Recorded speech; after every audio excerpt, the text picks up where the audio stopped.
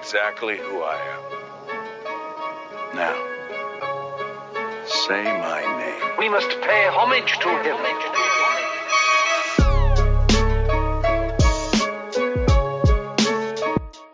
All right, folks, we are back with a special lunchtime edition of the Red Wine Podcast. I'm your host, Evan, here with Will, and we have special guest this time before the season starts, James from Inside Pack Sports. James, how are you doing? What's up, guys? Good to be back. Thanks for taking your time from your busy golf schedule. Yeah, right. Well, we're glad to have you. We'll try to keep this relatively brief because I know Will's got to actually get back to work.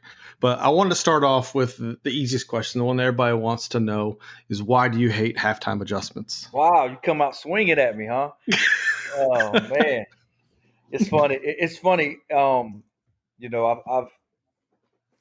I don't know. I think it's kind of one of those cliches that I don't really agree with. And I mean, I've coached some before, and again, I'm not saying I'm a college coach. I've coached AAU and some local ball and stuff like that. And the things I realized from coaching is you're always adjusting, right? You're constantly making adjustments, and it really irks me sometimes when I see this narrative that you go into halftime and you have to make all these adjustments when really I think these staffs, if they're really worth a damn, they're adjusting series to series, quarter to quarter, not just at halftime.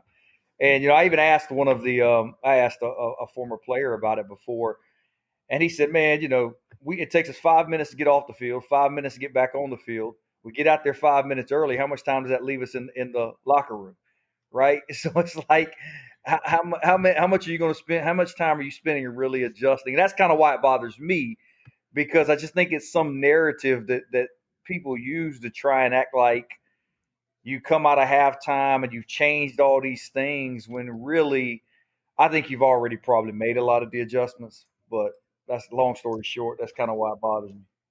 Yeah, no, I agree with you. And I think it kind of gets built up because what coaches kind of lean into something like that, right? You see all these halftime, like walking off the field interviews. Oh, we're going to get out there. We're good. We have to change the way we attack, or they're probably already doing it, but they say these things. Probably typical coach speak, but I think that's why people lean into it. Yeah, and I think the adjustment is the mentality. Maybe you're making a mental switch. You get a chance to really kind of talk to your team as a whole. Right. You can kind of change directions. Give some sort of speech in that regard. But I think strategically, I just don't believe there's a ton done at halftime relative to the rest of the game, because you've heard coaches before after games talk about it, where they'll say, it took us a series or two to figure out what they were trying to do defensively against us. And even in basketball, it's even more. I mean, basketball, you're changing play to play and different things like that, trying to figure out. So, yeah, I think it might be more just if you're looking at a mental switch that you can maybe flip more than anything else. I think it's probably also just a holdover from back in the day when technology wasn't as good, right? I mean, these guys are looking at cut-ups of the film constantly throughout the game. So I just think it's just people aren't super educated on football in general as fans. And so it's just an easy soundbite for them to understand. Yeah, and that's kind of why I think it's just a cliche, and I don't say it like as a knock on fans or anything. I just think they hear it from, like Evan said, you hear it from commentators, you hear it from coaches. I just think it's an easy cliche you can kind of lean on when really these guys make too much money, in my opinion, to wait until halftime to really change anything.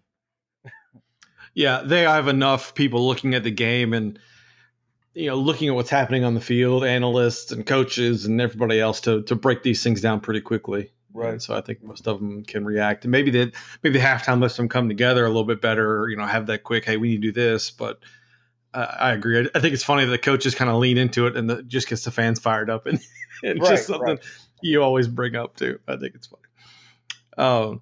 Getting into the season as a whole, right? We're about to start. It's been an extremely weird year. Assuming we get through the season with, minimal incidents, COVID related, right? I don't want to get into that. I want to kind of keep that to the side.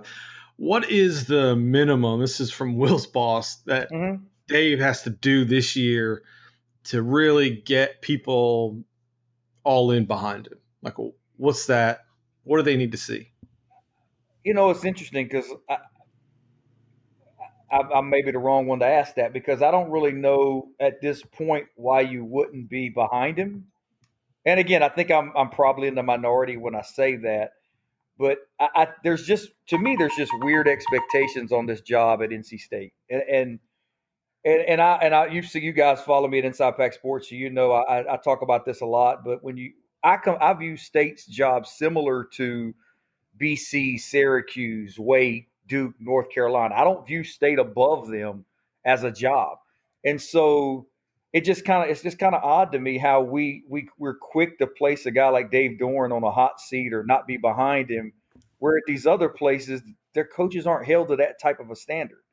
And so, to answer that question, I guess he's got to win, I don't know, 7 games. I'm not sure what it would take to get behind Dave, because I mean, hell, he's won 9. He's had 2 seasons where he's won 9 games. He's won 6 ACC games in a season, which I don't think his coach at State's done that in 30 years. I think he's allowed a down year or two, personally, and that's kind of why I mentioned these other programs, because you guys know one of the running jokes we have at Inside Pack Sports I bring up with Dino Babers all the time. I mean, it's ridiculous. He's 5-7, 5-7, 10-3, 5-7. And not only is he safe, not only does no one talk about what he needs to do to have people behind him, Syracuse fans are worried he might leave, and other schools want him. And I'm like, it's mind-boggling to me, because I would think if you're a non-State fan or just a college football fan, you'd probably view Syracuse as a program that's got even more football tradition than NC State. So why is their coach held to, in my opinion, a lower standard than Dave Doeren? That's weird to me. My theory is, if you go to each of those schools on a game day, you see one, which is out of that list you had mentioned, that has a wild, fervent fan base, okay, and the others are kind of just, they show up only when they're good, or if it's, the weather's nice outside. So my theory is State fans in general have been pumping a ton of money into season tickets and buying in on LTRs for a long time. And so I think there's that, is it a sunk cost issue where they just don't feel like they're ever going to get that return? But at the same time, I think when you have media come to Thursday night games or Saturday night games, they always talk about how insane that stadium is and why isn't State doing better. And I just wonder if we are part of that group of schools you said, right? I would think we're the one that should break out from them. And maybe that's why everyone's always like, God, why are we basically those schools? So, but you're saying that we should break out because of the fan base? Well, just the culture, the resources. Like, we should be best poised with our location in North Carolina around these recruits and things like that. Let's ignore all the other factors that promote UNC and Clemson. Right. Well, and I would agree with that. I think my problem is it's more also media driven as well. It'd be one thing if it was just the fan base, right? But like I don't know if you guys saw, I don't know which one of the writers it was. Maybe Stuart Mandel had a hot seat out last week, and he didn't have David Cutcliffe on that. And David Cutcliffe is like, he's not won more than 3 ACC games the last 4 years in the Coastal. I mean, like, think about that. Like, he hasn't won more than 3 conference games in 4 years, and he's not even on the hot seat. And yet, Dave Doeren, he just won 6, he just won 5. Yes, he had a bad year last year, but he's on the hot seat. Like, that's odd to me. You want to know why? Yeah, they're all basketball schools. Yeah, maybe that's it. I mean, maybe State. And they're folksy. I think folksy goes a long way with media, national media. They're like, oh, Cutcliffe is just so fun to talk to, and Dave's like a really level-headed, straightforward guy, and I think that kind of hurts too. Right, and I can see all those things. I mean, I don't really. It's just, I guess to answer the question that was given, I would say for NC State fans to be behind him, he's probably got to go 7-4. I mean, I don't know what you guys think. I personally think 7-4 would be an unreal year given what they're coming off of. But I don't know because I guess I interpret that question to mean to have goodwill moving forward. Is that kind of how you view it? Yeah, I would think 8-3, 7-4. That'd be a fantastic year. That would be out of this world. Right. And I would think that would give him some goodwill, but hell, I honestly thought he had goodwill coming off of the previous 2 years to where he could have a couple down years. And that's what I mean is I don't mean you necessarily have to hold State to the same standards as Wake or Duke. But I'm saying like we should reach a point with a coach to where you're allowed a down year or two to rebuild. I mean, you just lost 17 NFL players or whatever it is over a 2 year period. You're allowed a down year or two to where your job's not in question. And he's not there, which kind of surprises me a little bit. I think part of that is what you said. I think he won 6 ACC games. That should be his crowning achievement, right? The 9 wins people can kick around based schedules and all that stuff, but the 6 ACC wins is the thing he needs to hang his hat on. And I guess that's my question is, it all comes back to how do you bring it back around? Why is he on Stuart Mandel's hot seat list? Like why is that perception that where it is right there? That's what I'm trying to figure out because like I said, I mean, you just had a 2 year period where you went 11-5 in the ACC. And I think for most coaches and most schools in this league that if you have a 2 year period where you go 11-5, even if you go 1-7, 2-6, whatever, the next year you're not on a hot seat. I would think, but I don't know why that's the perception relative to Dorn or NC State. I don't know if it's because Dorn has ruffled some feathers in the media. I mean, trust me, I don't have a personal relationship with Dave like that to where I'm out here openly supporting him because he's my friend. It's nothing like that at all. It's just like I'm looking at the results and I'm saying, hey, I mean, I think it's 6-2 in the Atlantic Division when you've got to play Clemson. I mean, you can make a case that both of those years they might have won the Coastal, right? Easily, and have a division title or two, but you're not, you didn't, and so. I'm kind of baffled a little bit by it. I don't know. I think it's because, right or wrong, Dave has whined after some games or ruffled some feathers, like with Clemson and the sideline computer and, FSU faking injuries early on, right? And I just think those guys the national media is very lazy when it comes to a program like NC State. It makes sense that they're tied in really well with the premier programs, but they'll just go back. They'll never forget that. And I think that's why they just don't really give him any kind of leash. I mean, look at the hype train. I know we've got this saved for later, but look at the hype train that they gave Mac after a disgusting 7-win season. Like, right.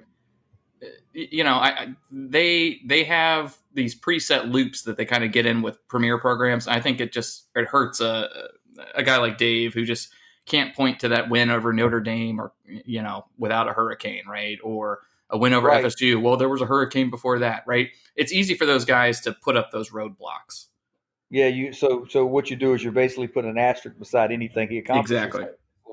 And like I said, I mean, I don't mean that to knock Dave. I think to me it's an NC State deal. That's kind of where I look at it from. Is like, why is the NC State job viewed in that regard versus, like I said, Syracuse? Because look, Syracuse, I mean, you guys, I'm sure you watched some of that game against Carolina this past weekend. Yep.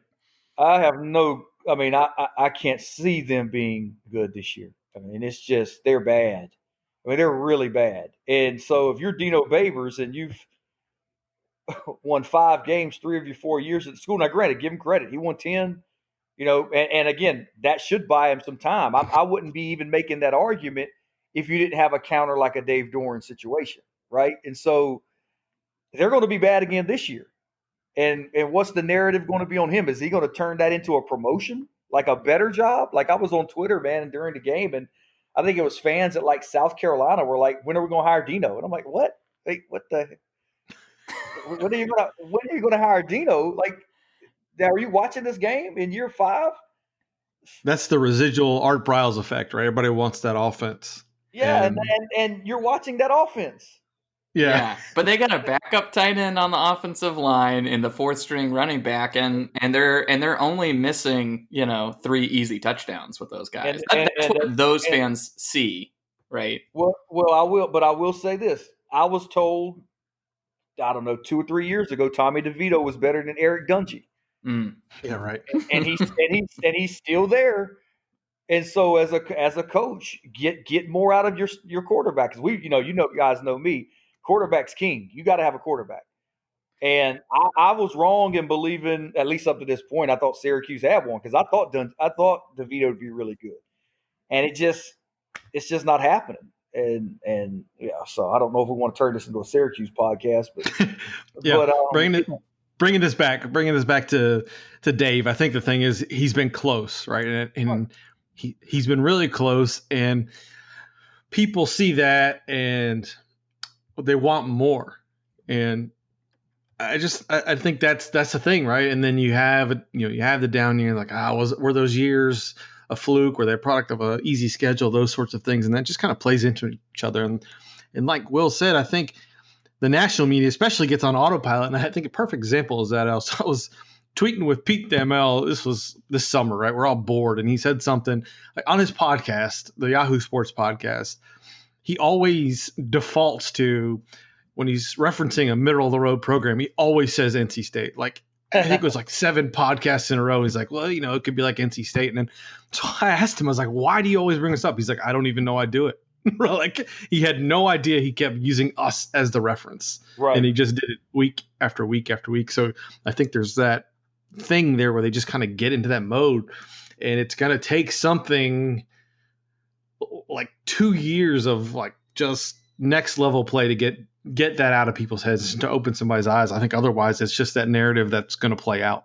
And I think the problem is that's not easy, right? I mean, it's not easy to build and build and build and consistently win games. And most of these programs in the ACC, not named Clemson, there's ebbs and flows. I mean, even if you look at Florida State, you look at Miami, who traditionally have more fertile recruiting grounds, better program history, all those things. I mean, you even go back to 2017 when people say State underachieved that year.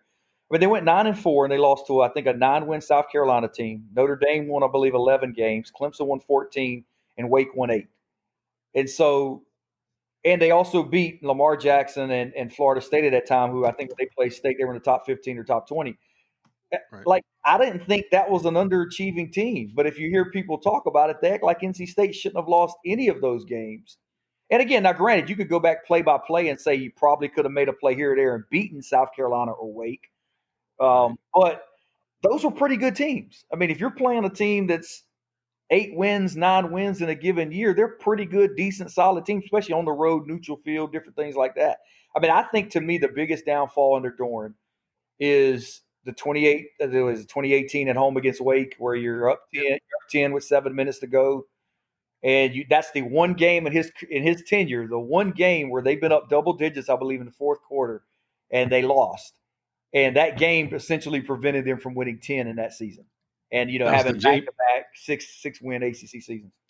The Jamie Newman breakout game, right? That was his third-string quarterback, right? Yeah, we were told, because like the asterisk was already being prepared, like that Wake did not have their starter. So, I mean, that's another thing we forget is like we were already being given the asterisk that, this win wouldn't count because Wake was playing Jamie Newman. And, Newman ends up being good. All right, bringing it back to this year, we've seen the schedule. So for some reason, the schedule gods were good to us. Oh, yeah. How many wins do you think we can get if all things fall in line this year? Well, man, I'm gonna be honest with you. I think this. We had a question on the website for one of the articles I'm gonna run. It was asking what's the most important game of the season, and for a lot of people, most are going to say North Carolina.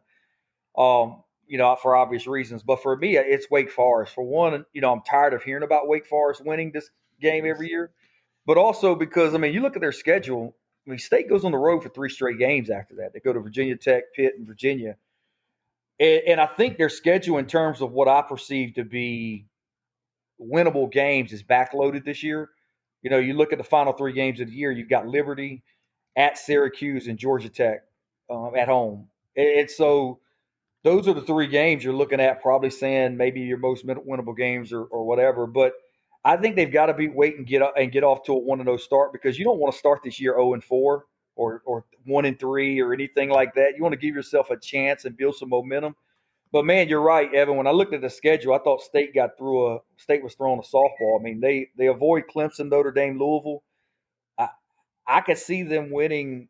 I picked them in our predictions. I picked them to go 6-5. And personally, if they're what I believe they can be, I think that's low. But it's hard saying that. Again, I mean, I'm sure most people paint me as an optimistic guy, but I've seen this over the years. I've seen, and I don't mean this to mean I think State's great, but I've seen teams struggle through poor, injury-riddled seasons, build depth because of it, and come back much improved because of that. Go back to last year and you look at Louisville. We were talking probably preseason. Most people had Louisville winning 2 games because they were bad the season before. But they stayed really, really healthy, and they weren't competitive in 2018. They were not competitive in hardly any game, but they stayed really, really healthy last year. They had more depth, and they found better play at quarterback. They won 7 games. I think NC State, I mean, they're returning. I think I saw the number was 28 players who started games last year on both sides of the ball. That's a lot. That's a lot.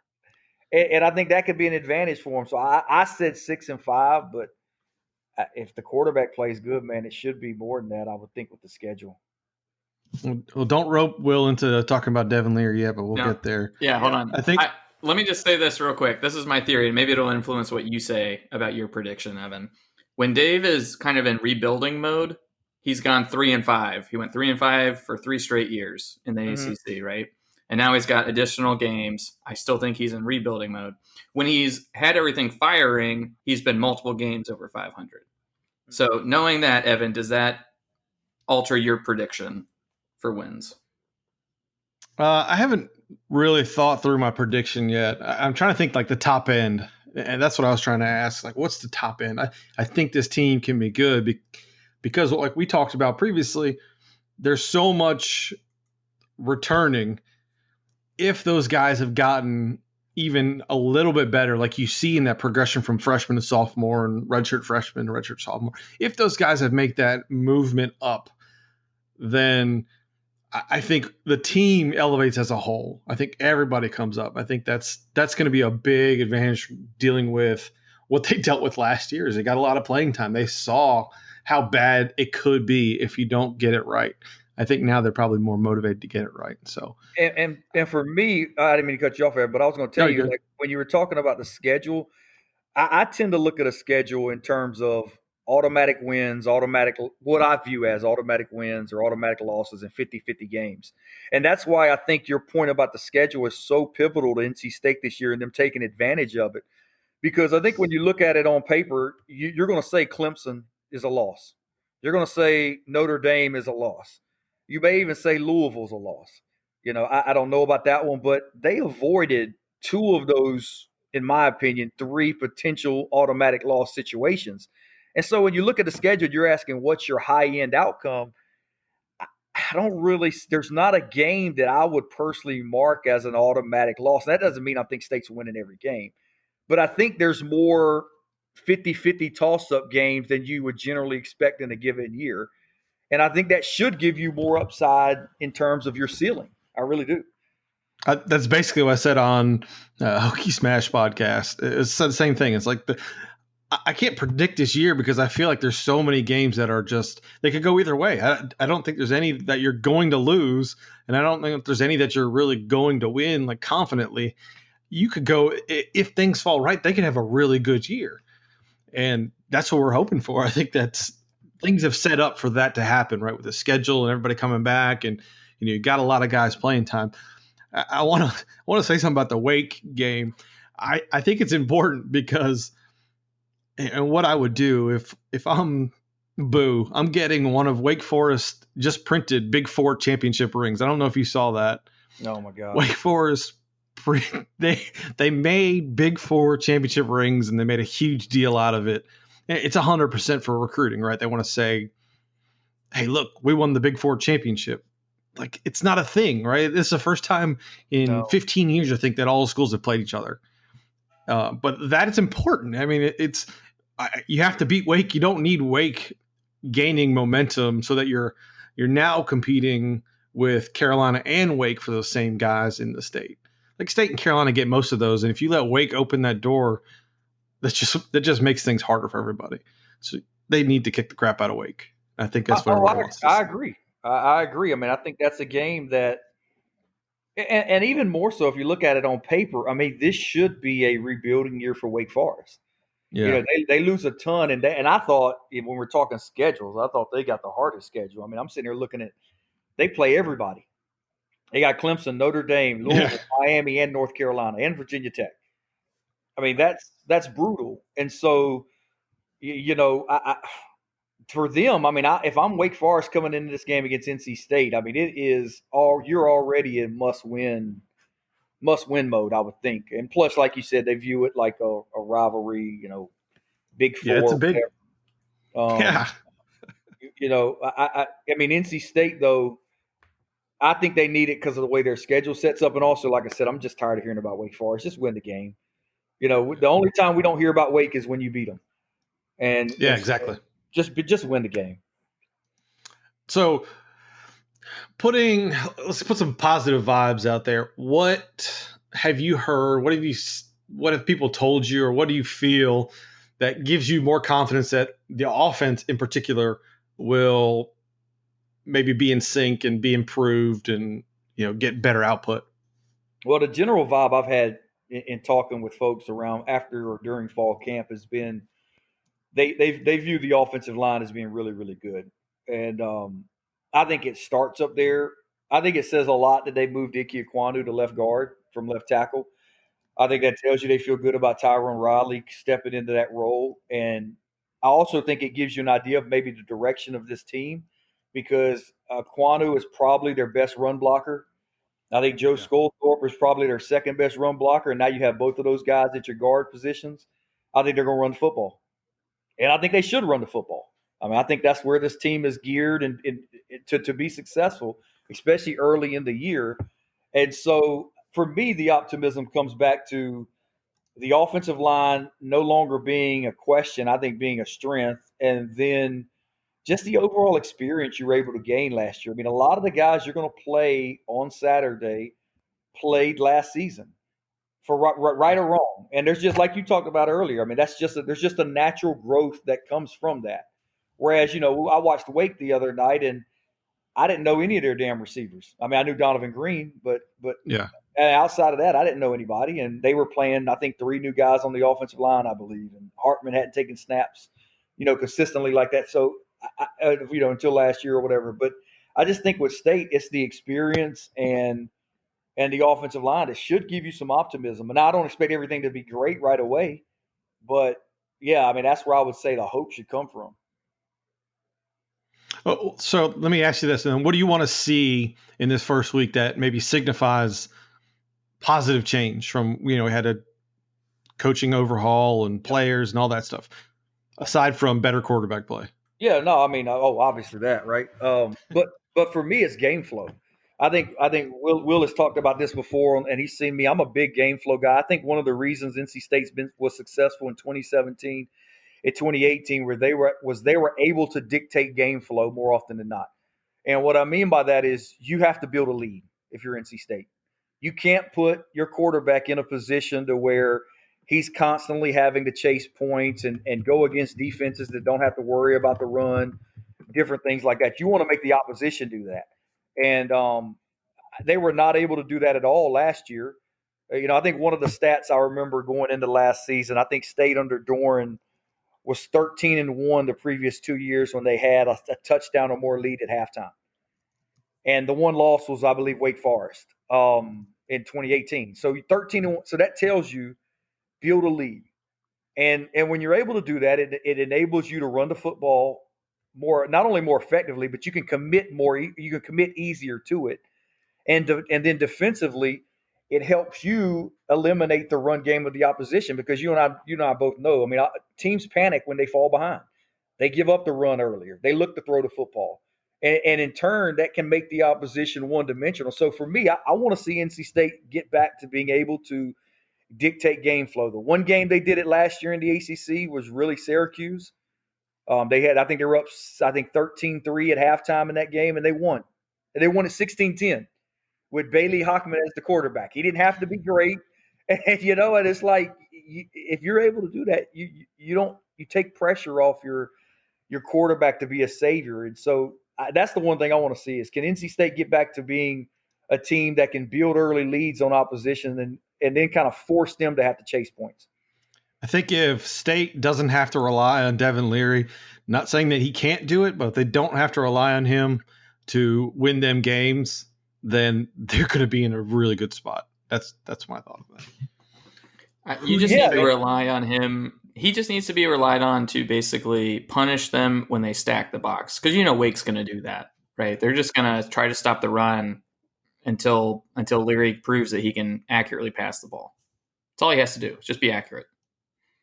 So right. Somebody had a question. I think it's interesting. Leary more total passing yards or Person Knight combined rushing yards at the end of the year? Well, is that a trick question? Like, are we assuming Leary starts every game, right? I mean, right. Yeah, I mean, it's going to be Leary, right? Yeah. I'm not as down on Devin Leary as a lot of people are. Now I will say this: I've heard positive things about Bailey Hockman. I've heard positive things about Bid Finley. I don't know if as we've gotten closer to game time, I'm starting to wonder more and more if we see one of those guys some. And I don't know what to take out of that. I don't know if that's COVID related. But there's been buzz that those guys they've started to get more reps, and I think it could be just in preparation of, you want to have your backups ready if something happens to your number one guy. But I think Leary can throw the football. I'm interested to see what he's able to do if you're able to put him in positive situations and you're able to get a more stable environment around him. I mean, this guy was thrown into the AC. His first career start was on the road at Wake Forest. He was 7-1. I mean, it's not right. That's not an ideal situation, and he just was never given a chance last year. You go back and look at the games he started. I mean, what did State give up? Less than 28? Never. It was he had to win games with him trying to go out and do, like you talked about, win games. And he just wasn't ready to do that. Very few quarterbacks are. I was looking at North Carolina's numbers last year, and I think anytime I'm looking at their numbers now, anytime their defense gave up over, I think it was 28, they lost. Sam Howell even couldn't lead them to wins whenever they were giving up 40 in games. And he was great. And so I think it starts with the defense and the other pieces around Leary giving him a chance to win. Yeah. Now that I think about the context of that question, it might have been for the Wake Forest game, but they didn't specify. Oh. So I'm not sure, but I think it'll be close. Yeah. He just needs to average like over 200 yards a game, right? Do we think Person and Knight are going to combine for 2,000 yards this year? Yes. That's my bold prediction. After I got ridiculed for saying Person was going to be the big surprise this year. Well, let me ask you this. Let me ask James this, because I think you probably know this more than anybody's paying attention for recruiting for so long. My take on Leary was that he was highly regarded out of high school, right? A lot of people wanted him, Elite 11, all these things, all these accolades, all these awards. How often are those guys not serviceable college quarterbacks? So that's what they need. They don't need a Bill Rivers. They need somebody who's serviceable, right? That should be the floor. How often are those guys just complete busts on the college level? That's a great question, because I think there's multiple layers and ways you can look at it. I think more frequently than people believe, but I think some of that's relative to where they end up, if that makes sense. Sure. What I mean is, Georgia signs one of those guys every year. Well, Georgia may play a starter for 4 years, so they're naturally recruiting busts, right? So I guess the bigger question is, how often do they end up at a place like NC State and not succeed? Let's go back and look at the last 20 years. Marcus Stone was this type of a prospect, and he did not reach expectations. He ended up playing tight end at NC State. Harrison Beck was brought in as a 4-star recruit. He didn't succeed. Jay Davis was a 4-star recruit by, I think, one publication. He did not succeed. Mike Glennon he was very, very successful. Jacoby Brissett was a transfer as a 4-star recruit. He ended up playing well at NC State. But as you could tell, I mean, Jalen McClendon was a 4-star recruit. He ends up transferring out of the program. He couldn't reach those expectations. So it's not a guarantee. It isn't. And I think that's the concern. Now, a lot of that can be opportunity and system fit as well. You know, when I say opportunity, we probably would have had this argument about Mike Glennon if Russell Wilson would have stayed another year, right? Because Mike might not have gotten that opportunity right at NC State. So I think opportunity matters, and Leary has that opportunity. I think it's will State remain committed to him? Because last year I was beating the drum when NC State went up to West Virginia and scored 27, and everybody wanted to replace the quarterbacks. I was like, look, be careful what you wish for. 27 on the road in your first start, I'll take it. And I think that might have been the most he scored the rest of the season in a game, maybe outside of Ball State. And you change quarterbacks multiple times, all those things. So I wonder, like, what's the leash going to be for Leary? If he comes out this game and he doesn't play well, and he doesn't play out well next week, do they just move on from him? You know, I don't know, but yeah, to answer your question, I mean, it's not a guarantee that a highly regarded recruit is going to pan out. It just isn't.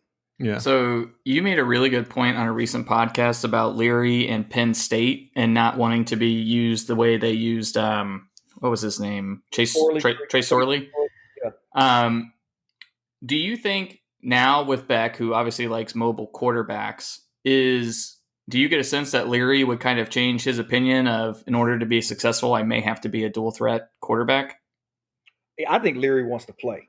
Yeah. Right. And so in my opinion, you reach a point as a player where you do what you need to do to play. And I think he's probably been humbled the last couple of years because you know how it is. I mean, when you're making that decision coming out of high school, I think at that point he was a rising senior. He picked NC State in the spring of his junior year. You think you can dictate everything, right? I'm going to pick this school because they're doing this, this, and this, and it fits me perfectly. But then when you get to college and you get humbled and realize, okay, well, maybe I need to adjust the way I play, or maybe this fits me best. And to get on the field, you do those things. You know, I just talked about Marcus Stone. I mean, Marcus Stone could have said, I'm a quarterback and just been a backup at NC State. But he said, no, I need to play tight end to get on the field. And so, and the reason I say that is if it means being more of a dual threat quarterback to play at NC State, he's going to do that, I would think. And I don't think under Beck he has to be, you know, run it 25 times and Tim Tebow, you know, but he has to be willing to run some QB power, run some QB draw, run some zone read. And like I talked about on that podcast, when he was coming out of high school, one of the reasons he wasn't big on Penn State, which was kind of perceived to be the favorite for him once they offered, was because of their system and them really leaning on McSorley as a runner. I don't think at State he's going to have to run it that much, but I do think under Beck he's probably going to have to run it some. But like I said, I mean, to play in this system, you got to do that.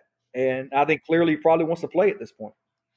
I think one of the connections I've made when you were just talking about old quarterbacks, McClendon, Stone, Beck, and Jay Davis, I think the biggest thing that separates them from Mike Glennon's, the Russell Wilsons, the guys that are successful, is this decision making.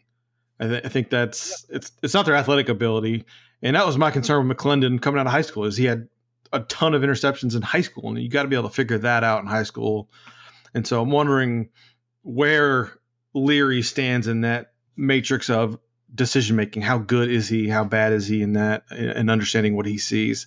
That to me will be how he progresses this year, and that's what we'll see. Well, I think to add to that, I think it's, can you throw? And I know that's kind of an odd statement to make. Can you throw? But you guys probably know what I mean by that. Are you really a passer or are you not? Right. And I think Leary has natural passing traits that a lot of those guys that we talked about didn't have. And I think that gives him the upside to be successful. You know, one of the things I've been talking about with Tim Beck is if you go and look at his success in Nebraska, Ohio State, and Texas, I don't think he's ever coached an NFL quarterback, like a guy that's played in the NFL and been successful in the NFL. Martinez wasn't at Nebraska.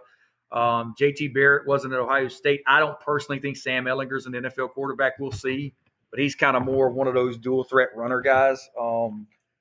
But to counter that, he's made those guys be really elite level college quarterbacks. Right. And ultimately, that's what we want, right? We want the guy to be good in college. We don't give a crap if he's good in the NFL. Personally, at least I Right. don't. Yeah. But I think to kind of tie that back to Devin Leary, if you compare him to all of those guys he's coached, Leary's probably just the best pure passer I would think he's coached, just in terms of actually throwing the football. I mean, when he went to the Elite 11 that year, they had him pegged as one of the just top 2 or 3 throwers there of the football in terms of he was accuracy. behind Trevor, right? Yeah, right there with Trevor Lawrence. I mean, in terms of accuracy, arm strength, those types of things. I think for him, and this is what I've heard about him coming out of fall camp and last year, it's the mental side of the game. And that's kind of where I think Evan's going with this, right? Is he able to really read coverages and make the right decisions? And you can be accurate, but are you throwing it to the right guy? Are you making the right read? Are you throwing the right type of throw in a certain situation? I think that's where he has to improve. And my hope is some of Beck's, ability to kind of help these quarterbacks succeed on this level maybe translate over. I think that's exactly right. I will say that your boy Harrison Beck claims he can make all the throws. So, yeah. Bringing it back to Tim Beck. I know you've done a lot of interviewing with Nebraska people and Texas people and et cetera. He runs a lot of 11 runs a lot of 11 personnel and at 10 at Texas. Do you think he's going to adjust here to get 2 backs on the field? Given their ability to catch, or given the talent he's got in the backfield? Yeah, I think you're going to see a lot of 2-back formations. I think one of the things he did at Nebraska, if you go back, Nebraska has, he coached in Nebraska, what I think his last year was 2014, and his 2 running backs that season were Rex Burkhead and Amir Abdullah, and both of those guys are still in the NFL. And he played both of them a lot in the backfield together. And in various formations, and I think you're going to see that at State this year. Now, I think the question with that is how do you do it right from the rest of your formation? Are you taking a tight end off the field? Are you taking a receiver off the field and playing two wide receiver formations? I don't know. I'm interested to see how he approaches NC State's offense from a mentality standpoint. Does he just try and go out and out physical and bludgeon teams? Because I think that played a role in the move of Aquanu to guard. Is just like I said. I think mentally State wants to be a physical downhill running team this year, and if that's the case, you may see less 3 wide receiver, 4 wide receiver formations, and you may see more 2 running back, 2 tight end formations. Now that's not the most I know for in the current setup of college football. That's not the most aesthetically pleasing. Everybody wants to see spread and throw 4 wides and all this stuff. But the State has to do what they need to do to win. And I think you guys are probably hinting at it. Their best position offensively is probably running back. And so they need as many of those guys on the field as possible, in my opinion. Yeah, my theory is what they're going to do is they're going to make it look like they're running every play and use that for their passing game. So kind of like the way the Rams work right now in the NFL, right? They try to make everything look like you're running the exact same play. Right. And that should be it. And that's how you help your quarterback. A big problem last year for NC State was if you go back and look at a lot of the throws, and one of the things we've been running on the website are some of the top highlights of each of these players from last year. And if you go and look at a lot of Leary's throws last season, they were in really tight windows. Like State wasn't really scheming up a ton of stuff to create open throws. Hell, most of the time if they did, it was a tight end pass or a halfback pass or Thayer Thomas making a pass just because you're throwing it to somebody wide open, right? But you're right. I think if State can find a way to get their running game going to where they can just create larger passing windows for their quarterback, that's going to help their passing game and generate those explosive plays, because that's what I thought State lacked last year. State did not have it easy offensively. They didn't have multiple drives in a game where they were able to pop 50, 60-yard touchdown plays or just explosive chunk plays, and everything had to be a grind. And frankly, I just don't think you can win in college football if you can't do that anymore. I think the game has changed to where you've got to be able to pop explosive plays, whether that's on the ground or through the air. And I think that's one of the things Louisville does really well. I don't know if you guys have watched Louisville much, but I don't think Michael Cunningham's a great passer. But their running game does such a good job of opening up windows with their passing game. He's just got to hit some open deep balls, and next thing you know, his numbers look great. But if you make it where he has to kind of throw 5-10 yard play passes and march up and down the field, he can't really do that. He can throw the deep ball, that's for sure. Yeah, I've definitely watched him. Yeah. How do you think? All right, let's moving on to Wake. How do you think Wake schemes for Hartman? How do you think you had a State try to take Hartman away? How does State scheme for Hartman? Yeah, they have some good wide receivers. They want to throw it down the field. They want to throw jump balls to Green. How do we bring the pressure and help him?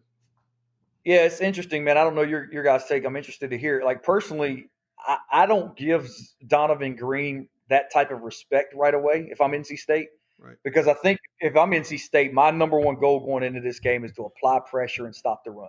Yeah. And go with that mindset, I have to understand Wake's going to probably pop a couple big plays if I'm bringing an extra safety down or I'm blitzing more.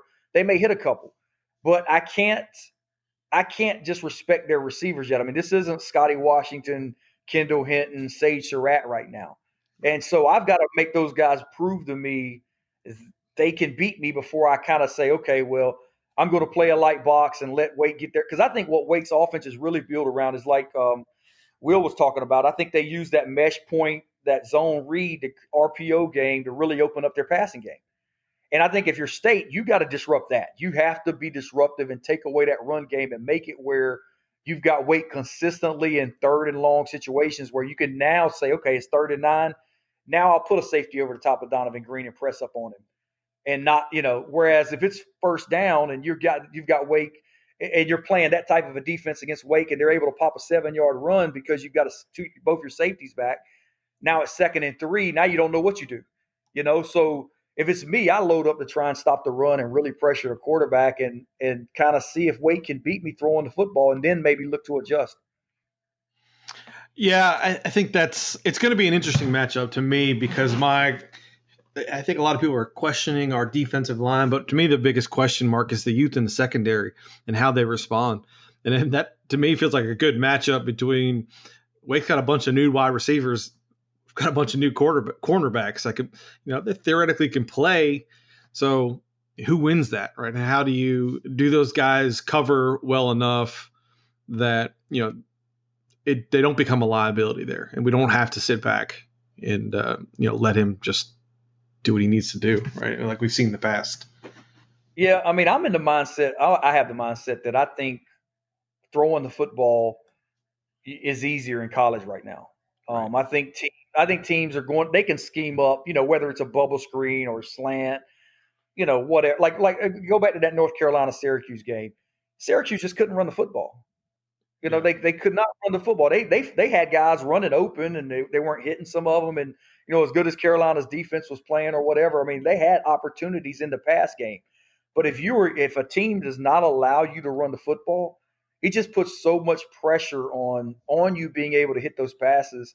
And so, like, I feel like you cannot allow Wake to get their running game going. And I just assume Wake's going to make some plays through the air. I mean, rarely do you go into a game and a team comes out of it throwing for 90 yards, right? I mean, we saw 2 years ago, one of the things I always go back to is State beat beat Florida State. I think it was in 2018.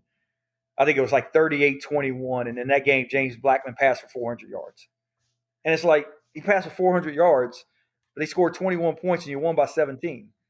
And so it's like, it was complete garbage, but you're going to give up some yards, I think, through the air. But can you make it where that's the only thing they're capable of doing?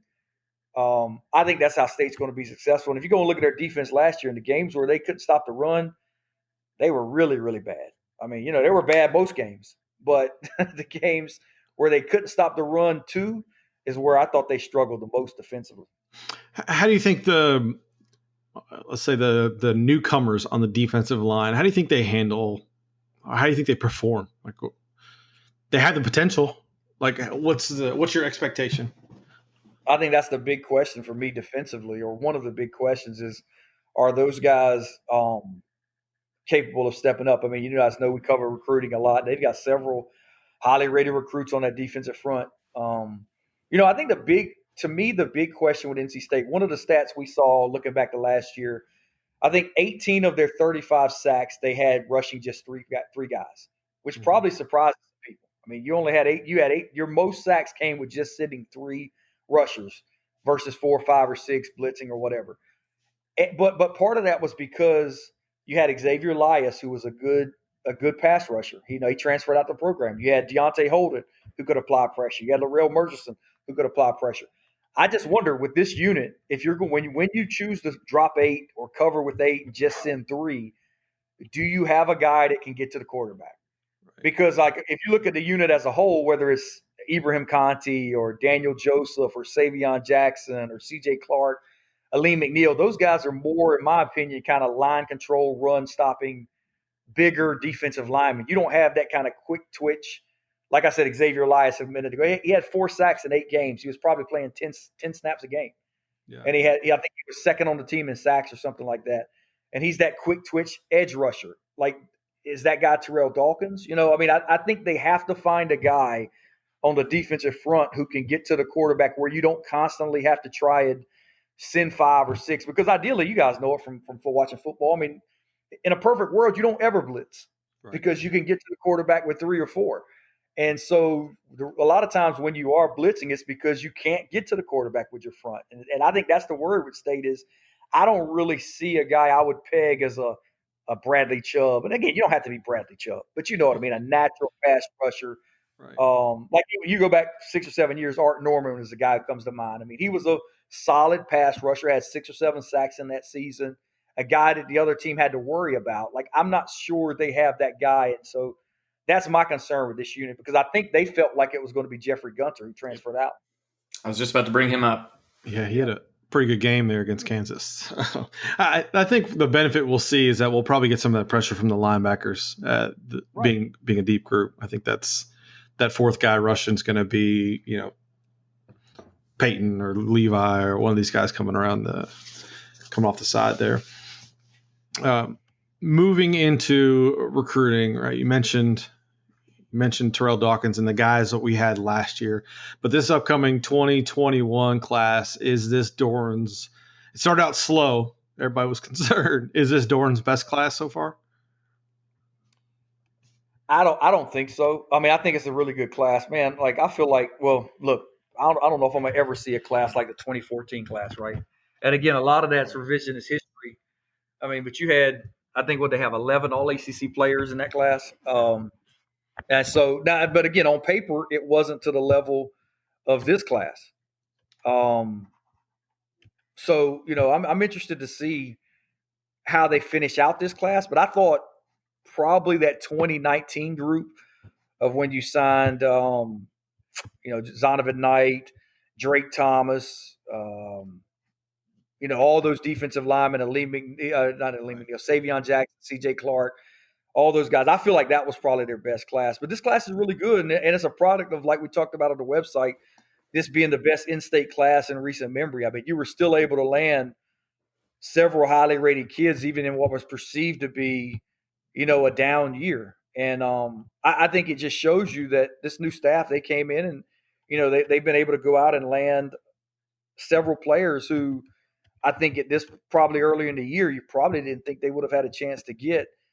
We have them on our website with, let's see, I'm pulling it up right now, 5 4-star commitments, which for NC State in a given year, that's pretty good when you've got 19 commitments. I mean, I think that's kind of what you're looking for is about 25 to 30% of your class being 4-star kids.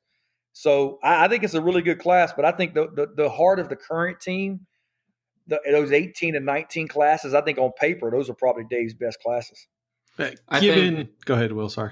Oh, I was just going to say, I think for me, I had this year's class as circled as a potential Pac-14 style class, and that's where the performance last year, I kind of said it, I think as the season was going on, I was like, this is going to hurt us, not really this year, but missing out on these guys who could have maybe been more likely to replicate that 11 ACC team kind of performance. So I think that's the only thing is like, yes, the class is really good from a perspective of it's so deep that you're having a good class still, but I'm not going to lie. There's some guys at UNC I'd really love to have.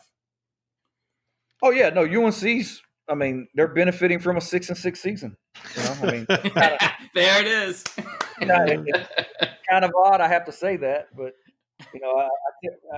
we have a chat going on with me and Steve and Bryant, a couple of guys over at the website, and they'll randomly kind of just make a statement like, I can't believe Carolina got this guy, and I'm like, look, man, have you guys not realized? I mean, I remember back when John Bunning was winning 2 or 3 games a year and they were signing top 25 classes. Hey, you just need to understand North Carolina's going to recruit well. If you go to their Twitter account, every other tweet on the official Twitter accounts, a photo of Jordans. They found a way to turn Air Jordan basketball shoes into cleats. That's the best thing going for their that you can use in a program is you can sell. I mean, and so give them credit. They found a way to market it. But yeah, I mean, they're going to recruit well. I think if you're NC State, you just got to find a way to keep beating them like you generally have been doing the last 20 years or so. Coming off the year that they had last year and pretty much an entirely new staff, I think if in that perspective, this is clearly one of his best classes, or one of the best jobs that he's done, holding that together and getting some of these guys after that dumpster of a season last year. And I think that was pretty miraculous. I think it probably speaks to the staff. Yeah.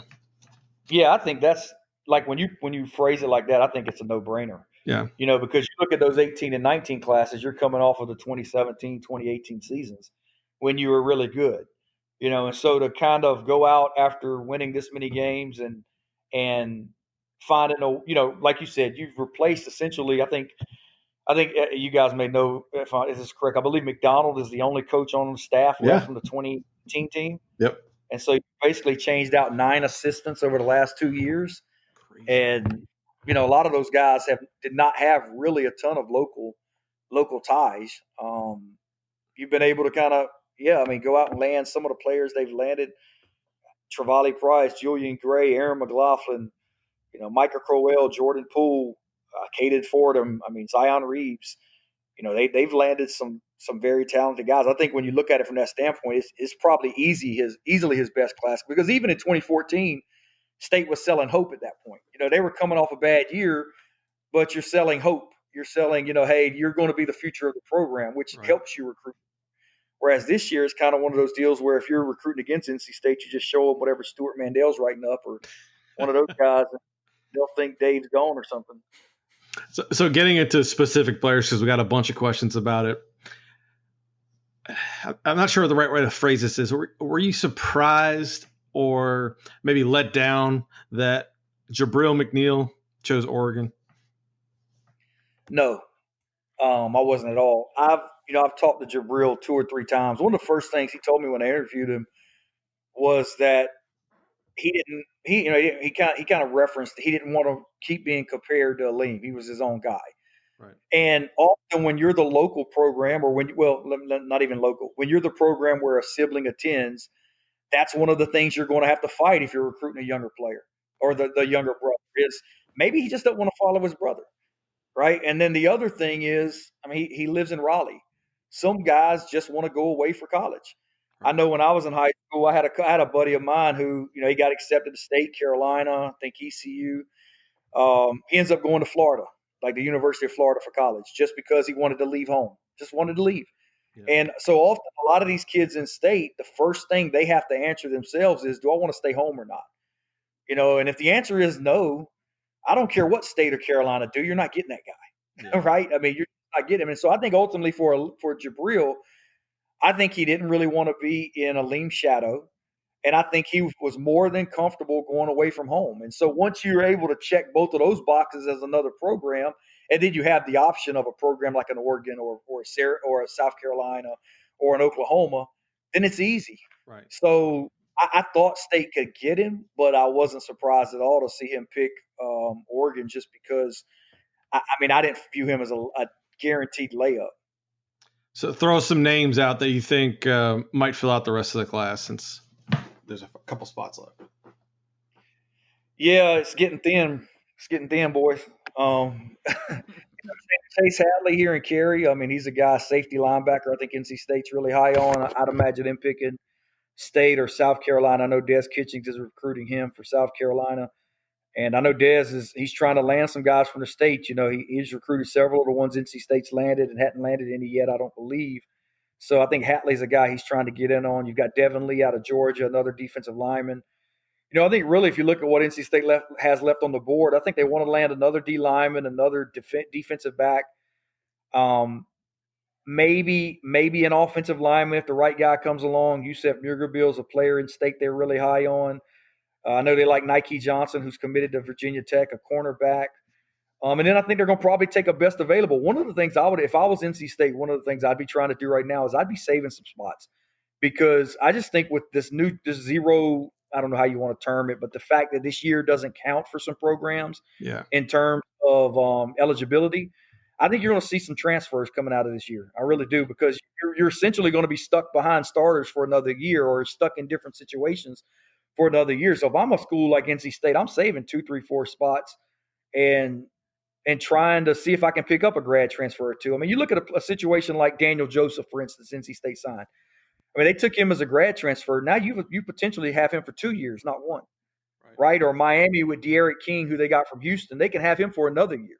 So if State's able to go out and have some spots available, they may be able to get a transfer or two that they could bring in next year and kind of fill some spots. All right, I got one player-specific question for you that comes up all the time, and I know it's burning. Will wants to know, what's up with Josh Harris? No. What's up with Josh Harris?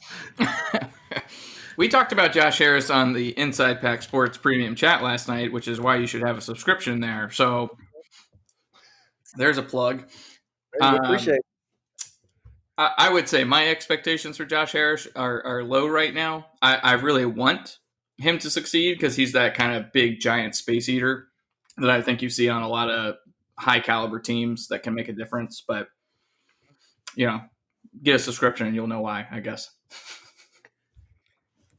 So you're asking what I think on Josh? Yeah, like he hasn't cracked the 2 deep, right? He's on there, the fourth in the nose tackle. Like, where does he go? Like, is it health related? Is it weight related? Is it skill related?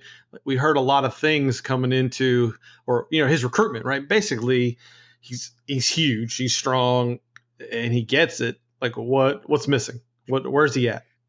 Well, I think what I think is interesting is, when you look at that depth chart, I think if you would list maybe State's top 10 recruits, so I mean 10 players in terms of just sheer recruiting rankings, 4 of those guys are probably at nose tackle. You've got Lee McNeil, who was a top 5 player in the state the year he came out. You got CJ Clark, who was a top 5, top 10 player in the state the same year as Josh Harris. Both of those guys are top 5, top 10 players.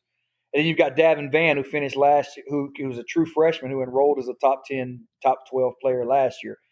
4 consensus 4-star recruits. And that position is, if I'm NC State, I want that happening everywhere, right? Because I don't know if it's necessarily as much Josh Harris. And we kind of talked about this a little while ago. We were talking about how programs recruit quarterback. Sometimes you just over-recruit players. And I think ideally Josh Harris is an ideal fit in a 3-3-5 or 3-4 scheme as your nose. But I think Aleem McNeil's really good. Yeah. I mean, he's really good. And I know everybody I talk to says CJ Clark is really, really good. I mean, the only reason he redshirted last year was he was coming off of a shoulder injury. Yeah. He's going to play. I mean, these guys are all so good. They moved Val Martin to defensive end. Yeah. And he's a redshirt senior. And so I guess I'm not as necessarily looking at it as saying I think Josh Harris is disappointing. I just think this might be on paper State's best position from a recruiting standpoint, because all 4 of these guys are 4-star recruits. And so one of them has to be 4th. We'd probably be saying, yeah, I'm sure you guys, if it was CJ Clark there, we may be asking what's wrong with CJ Clark, right? Yeah. But I think Josh has to get in better shape. I know that was a concern of his coming out. I mean, he's still listed at 6'4", 344. I don't think they want him 344. But I think long term, your hope is, if you're NC State, if this is Aleem McNeil's money year, where he's using this year to go pro, now next year you've got a 3-man rotation of Clark, Van, and Harris, and you don't feel like there's going to be a ton of drop off. So I think Josh's time is going to come. I just think that position, man, is stacked. I'm really excited to see what C.J. Clark can do. I think Davin Vann is special. I thought he was probably him and Porter Rooks were State's two best recruits in last year's class, and we're talking about a guy who went to the Nike camp. I mean, this blows my mind away. I mean, he was 276, I believe, and ran a 4.65 laser Jesus. as a high school junior. And we're talking about at the same event, I think you had, Porter Rooks ran a 4.7. And Muhsin Muhammad ran a 4.76. I mean, that's crazy, and so, I mean, he is a next level type athlete, and it's just a matter of putting it together for him. He's already up to 296 pounds. He's going to be like a 320-pound kid. I mean, I just think nose tackle is really stacked for NC State right now. And so I think what will happen is you'll see all those guys probably split up 20 snaps, 10, 20 snaps each, and just kind of get in there and rotate.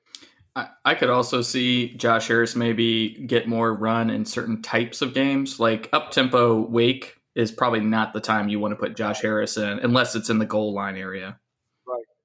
Yeah, no, I agree. And you're playing, like if you play a team like Pitt or Boston College or, a team that you feel like is more of a lean on you, try and pound away at you, you'll play him more. I mean, I think he is going to be right now a package player. I think he's a guy in goal line situations you're going to play. In obvious rush down situations, you may put him out there because that's probably his biggest strength right now. But it's just a really deep position, and that's kind of why I say if you're NC State, you want to have those questions at every position. Because I'm sure I'd imagine the Clemson beat writers probably get it. Why is Cornell Powell never playing for you? Well, hell, he's I mean, we've got 5 4-star receivers. He's the 5th. I mean, I think that's the goal, and that's how you become those programs. I mean, the problem for NC State is right now that's just at 2 or 3 positions versus 18 or 20, I lied. I have another player-specific question. Josh Harris is a redshirt freshman. I think everybody has to keep that in mind. He's got plenty of time. The one that intrigued me on the depth chart, Shy Battle, getting maybe the nod. Or I don't know. He's the top of the oars on the cornerback depth chart. I think that's intriguing. It is. I was surprised by that because, we talked all last year about how State played. I think they got down to their 5th and 6th corners, and they continued to redshirt Shaheem Battle. Yeah. He was a 4-star recruit. I mean, you'd think corner is one of those positions where you can throw a guy out there. I mean, Cecil Powell played as a true freshman last year. I think in digging into it a little bit, I think it was weight related. I think he came in lighter than expected, and they wanted to kind of build him up a little bit. But I've heard he's had a really good camp. I mean, he's a big competitive kid. He's 6'2", 183 pounds. I mean, they're still going with those big corners. I mean, like you look at their corner rotation. I mean, their top 4 guys. You've got Tayshawn Smith at 6'3", Cecil Powell 6 foot 210, which is big for a corner. Shaheem Battle 6'2", 183, and then you've got all airport team Malik Dunlap. I mean, you've got a 6'4", 220-pound cornerback. I don't think I've ever thought I'd say that in my life. But yeah, I mean, they've got plenty of size there, and I think the fact that Battle is listed at the top, I think that speaks to where he's at because we're talking about, he's listed, as an or, but above Malik Dunlap, who started the last 5 games last year. So they could have easily went with Dunlap, and maybe they do. We don't know that because, like you said, this is kind of an initial depth chart. But I think Battle's a player they have really high expectations for. All right, so I'm gonna end. We kept you too long already, so I'm gonna end with these fill in the blank questions, long as short as you want. NC State wins Saturday if they do this. If they win the rushing battle, that's my goal for NC State in this game because I feel like if they're able to win the rushing game, they're going to be able to dictate the game situations, game flow, like I talked about, and I think that has to be their formula for success. If they're not able to pound teams on the ground, I just don't know if their passing game, especially in week 1, is where you want it to be. So I'm going to say they need to be able to win the rushing game. The best offensive player for NC State at the end of the season will be?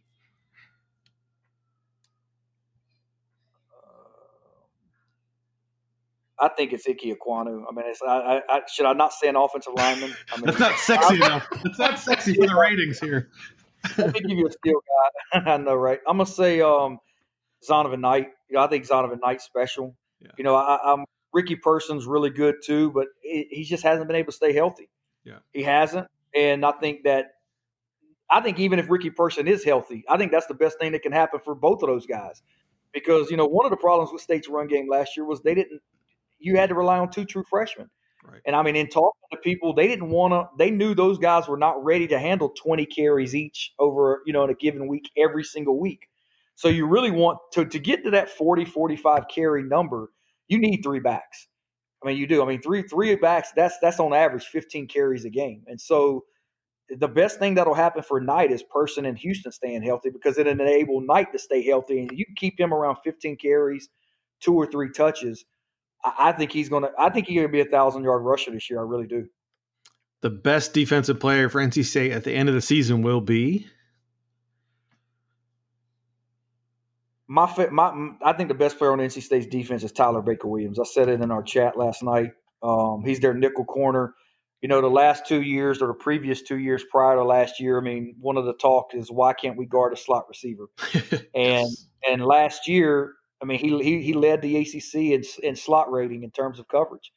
And one I joked about it in the chat, but State doesn't have many top returning guys on offense or defense, right? And he's the top returning cover corner in the ACC, or slot corner. So I'm gonna say him. I think it's a pivotal position when you're playing so many spread teams. You need to have players who can defend the slot. I thought he was really, really good there last year. Often, if State got beat in the slot, it was because they were, for some reason, playing Stephen Griffin. I didn't understand that. I think he's going to be an every snap player this year. And I think he's a big key to their defense, because if you can eliminate slot receivers, that's one of the major ways you slow down the passing game. But also, obviously, Peyton Wilson. I think Peyton Wilson is going to be a star this year. I really do. Someone not on the 2 deep who's going to make an impact this season is? Not on the 2 deep. Let me look. Let me scan it. Oh, There's a lot of oars on that 2 deep, so you're going to be digging deep. I get it. so you're saying not a starter or not a backup either, right? Yeah. Okay, I'm going. I'm gonna go Jordan Houston. I mean, he's listed as third, I guess, here. Well, he's an or. Does that count? Nope. Don't count. Okay, let me go. Dig deeper. Dig deeper. Let me go. I can influence this decision a little I bit. know who Will's going to piss already. God, Will, let me hear it. Chris Scott, that speedy wide receiver. Shit, he's not even on the 2 deep. I know, but I have a theory about that, but I'm not going to speculate it openly right now. So I think by the end of the year, he's going to be the guy that's not on the 2 deep right now that has an impact on the season. I can see that. I mean, State's going to use him in some packages, in my opinion. And him, I was surprised he wasn't on the 2 deep, but I think when you look at it, a lot of this is, yeah, I like that one a lot. I'm gonna say Tayon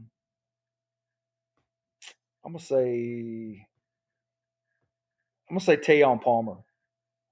He's listed at nickel right now, but I think with the way NC State plays their schemes, he's a guy who can play corner, he can play safety, he can play nickel for you. And we saw last year, I mean, with the way injuries happen, I mean, I'd imagine he's going to be the guy that's going to move around and play somewhere if needed, and I think he can play anywhere in the secondary. All right, last question. If you had a Heisman vote after the first week, I know you watched all the games too, who would you give it to, and why is it Sam Howell? Sam Howell.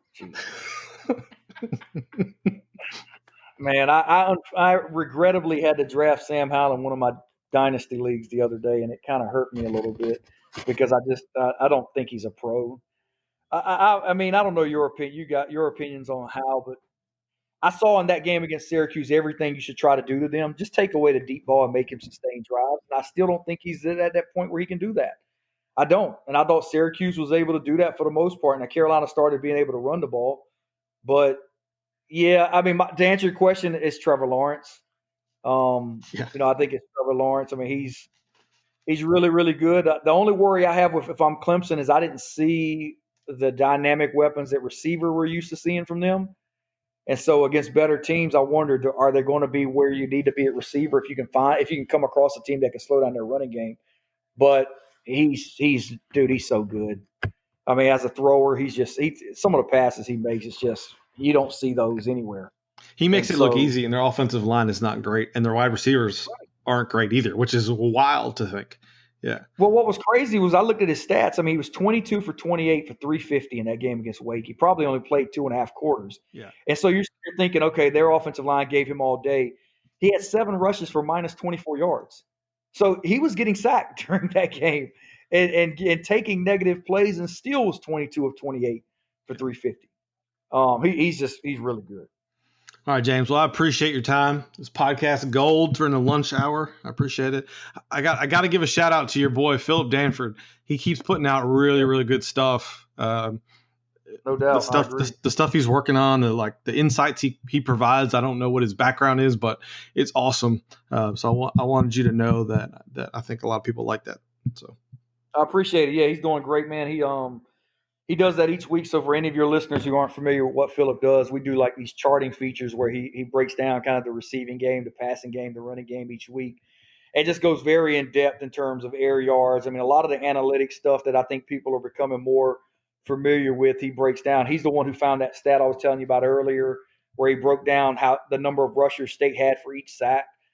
He just gets some in-depth stuff that gives you a perception or a different look that you certainly won't get in your typical box score, which is one of the reasons why I'm glad he's doing that for us. Yeah, and he did a piece on scouting Sam Hartman and some of the other things. Yeah. Like he's broken them down. I was like, man, that's the stuff that people need to see. They need to, it helps people learn and understand the game, and it gets everybody better. And I think he's doing a real good job. So I wanted to make sure I gave him a shout out there. It's funny, man. It's like his stuff's so good, I want to make it free. Yeah, you understand what I'm saying? Yeah. Like on our website is subscription based. But his stuff is so good. I want it free where everybody can read it. And so I'm going to probably just start making a lot of his stuff free just because it's such good information. I mean, it's kind of counterproductive to our business scheme. But I mean, I just think it's information, like you said, that everybody needs to see. You just got to give them a taste, James. Just a taste. Yeah. I'll post one chart. And your boy BP Cox asked us, why does James feel the need to remove the flag when putting during COVID? And I don't even need you to answer this question because I know the answer to this question. James never uses a backboard, whether he's putting or he's shooting the deep ball. There's no backboards involved. So that's the answer to that question. But James, as always, thanks for joining us. I appreciate it. It's always good to talk to you. And y'all go subscribe to IPS. Nobody does it better right now. Yeah, fellas, anytime, man. Let's do it again. All right. You all know exactly who I am. Now, say my name. We must pay homage to him.